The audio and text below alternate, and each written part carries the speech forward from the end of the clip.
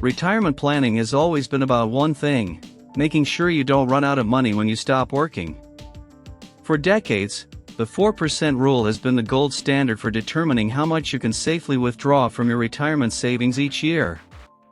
But is the 4% rule dead?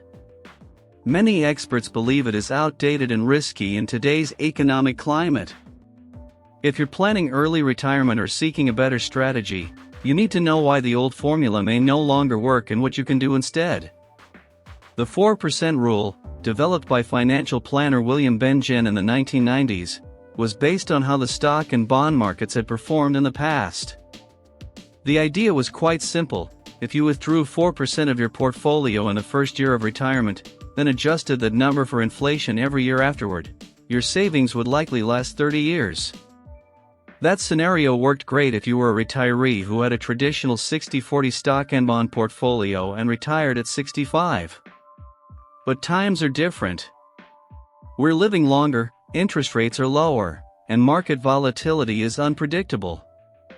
In plain English, the 4% rule does not work as well as it once did. The greatest fallacy of the 4% rule is that it assumes steady market returns over time. Real life just doesn't work that way. Market downturns, recessions, and inflation can affect how long your savings lasts. Retire just before a major stock market crash, and a 4% withdrawal rate could have your portfolio going dry sooner than expected. There's also a sequence of returns risk, the order in which you experience gains and losses, that can make or break your retirement plan. If you withdraw too much in a down market, your portfolio might never recover. Another issue to consider is longevity risk. People are living longer than ever before. If you retire early in your 50s, you may need for your money to last 40 or even 50 years. The 4% rule was designed for a 30-year retirement horizon. Stretch it out longer, and you risk running out of money. Inflation erodes purchasing power, and the cost of healthcare, housing, and everyday living just keeps going up. If you are locked into a 4% withdrawal rate, you might not be keeping up with rising costs. What's new?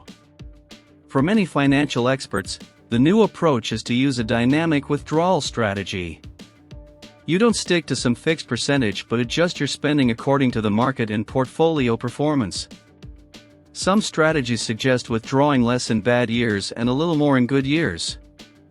The goal of this approach is to not use up one's savings too quickly and at the same time maintain a comfortable lifestyle. One alternative is what is called the guardrails approach. This strategy uses above and below the market spending caps. You drastically cut back spending when your portfolio has drastically dropped. If the market performs well, you could take a bit more. It allows you to stretch the dollars while living a little. The bucket approach is another. It would therefore involve some kind of bucketing of your retirement savings by time horizon and risk.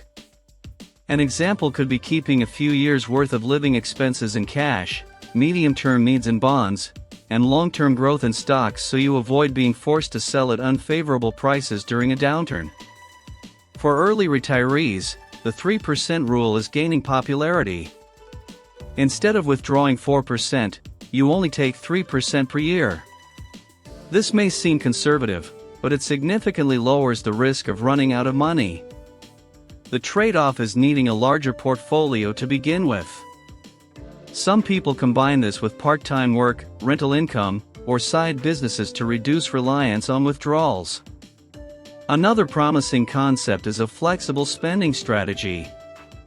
Instead of inflexible draws, you vary your spending as conditions change regarding inflation, interest rates, and market performance. You would spend less on travel and luxuries during lean times but more when your investments are performing well. This takes considerable budgeting and discipline, but it may extend your savings. Social Security and passive streams are, too. The longer you wait to take Social Security, the bigger your monthly benefit will be. That gives a pretty stable floor on retirement income. You can also generate passive streams from investing in dividend stocks, real estate, or annuities, reducing how much you'll have to take from a portfolio. The thing is, you should diversify so that you don't have all your eggs in one basket. Another important consideration is taxation. Different withdrawal strategies impact your tax liability. For instance, withdrawing from tax-deferred accounts like a 401k or traditional IRA triggers income tax, while pulling from a Roth IRA is tax-free. Planning withdrawals strategically can minimize taxes and stretch savings further. Working with a tax professional or financial advisor can help optimize your plan. Retirees should also focus on healthcare costs.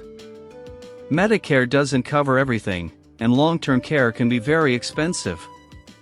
Including healthcare expenses in your projection and purchasing proper insurance against potential costs can prevent unexpected expenses from depleting savings. Some retirees utilize health savings accounts that allow them to pay for medical expenses in retirement tax-free. It can also be a smart way to approach retirement, downsizing to a smaller home, relocating to a lower cost of living area, or even house hacking. Renting out part of the property can help to reduce expenses while adding in new income streams. Some retirees are even moving abroad to countries with far lower costs of living. Another fast-growing trend is the FIRE movement, which promotes aggressive saving and investing to retire far earlier than traditional retirement age. FIRE retirees often live on less money, prioritize passive income streams, and use flexible spending strategies to ensure their wealth will last decades. Understanding different approaches to retirement can help individuals find a plan that aligns with their goals. The key takeaway? The 4% rule is not dead, but it's no longer one size fits all. Today's retirees need a more flexible, dynamic strategy that accounts for increased lifespans, market uncertainty, and rising costs. Regardless of whether one is planning to retire early or just wants to make the money last, it is crucial to adopt a more adaptable withdrawal strategy.